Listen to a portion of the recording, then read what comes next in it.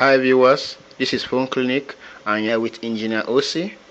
Now today I want to show you a simple solution. If in case your Android phone gets hooked up or get freezed, you give it a command, you touch the calibrator but it doesn't respond, or you press any of the button, both the volume and the power button, but no one responds. Now all you need to do in this case is to do a force restart. And how do you do this? You locate the power button.